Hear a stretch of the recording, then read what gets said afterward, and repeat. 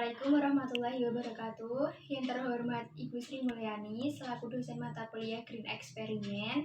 Perkenalkan, nama saya Anissa Deva Salsabila, NIM 19080706040 dari kelas pendidikan kimia 5B.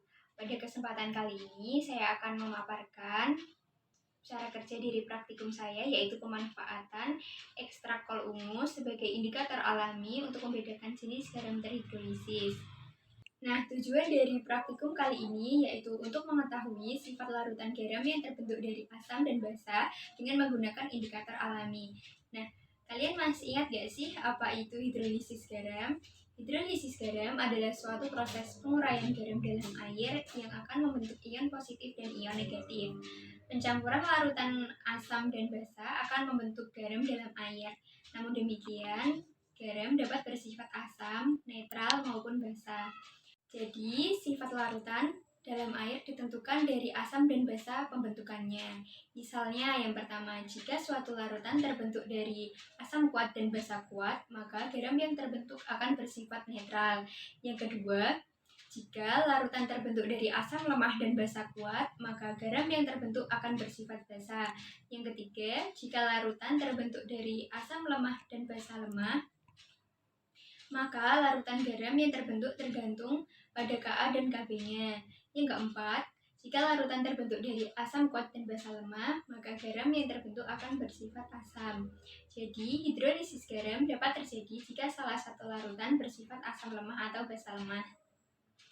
Nah, pada praktikum ini, jika larutan bersifat asam, maka larutan akan berubah warna menjadi kemerahan. Jika larutan bersifat netral, maka larutan akan tetap berwarna ungu. Dan jika larutan bersifat basa, maka larutan akan berubah dari biru sampai kehijauan. Nah, perubahan warna ini disebabkan oleh pigmen antosianin yang terdapat dari kol ungu. Perubahan warna tergantung pada tingkat asam dan basanya suatu larutan. Yang pertama yaitu siapkan alat dan bahan yang akan digunakan untuk praktikum. Yang kedua, kita harus mengekstrak kol ungu untuk diambil airnya. Cara pengekstrakan yaitu dengan cara kol ungu dipotong kecil-kecil lalu direbus dan disaring diambil airnya.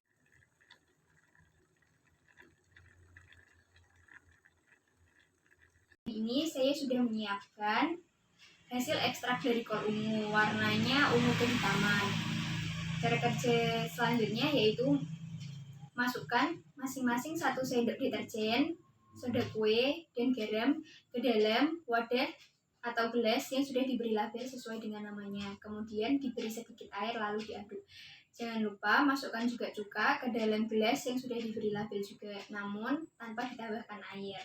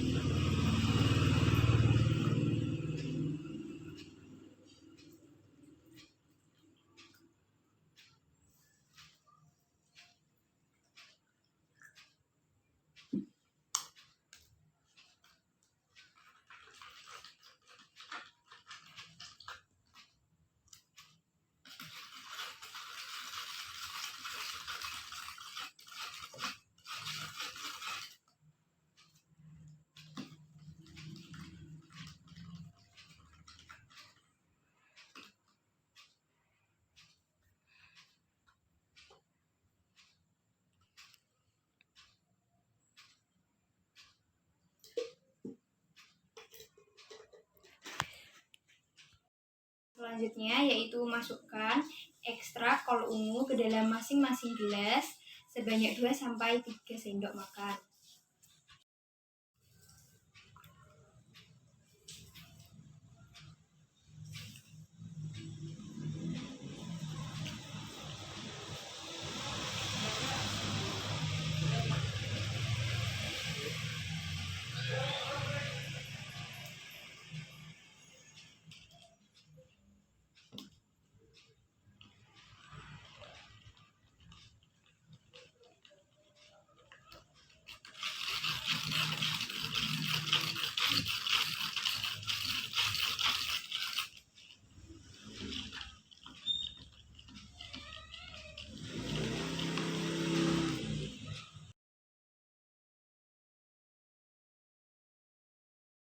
pada tahap akhir praktikum setelah kita tunggu beberapa menit, terjadi perubahan warna dari masing-masing larutan.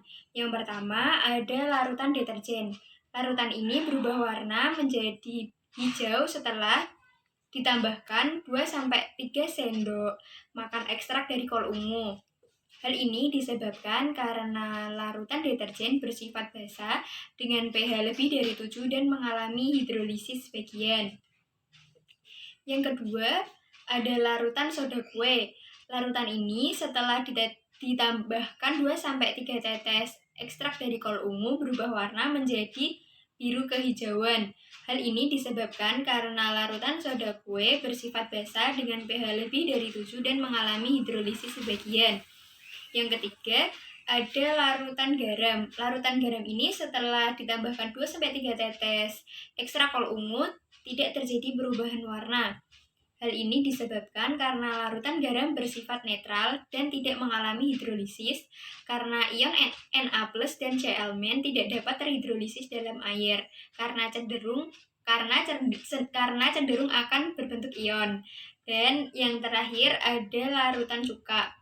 Larutan cuka ini setelah ditambah 2-3 sendok ekstrak dari kol ungu akan berubah warna menjadi merah. Hal ini disebabkan karena larutan cuka bersifat asam dengan pH kurang dari 7 dan mengalami hidrolisis total. Nah, perubahan warna dari masing-masing larutan ini disebabkan oleh pigmen antosianin yang terdapat pada ekstrak kol ungu ini.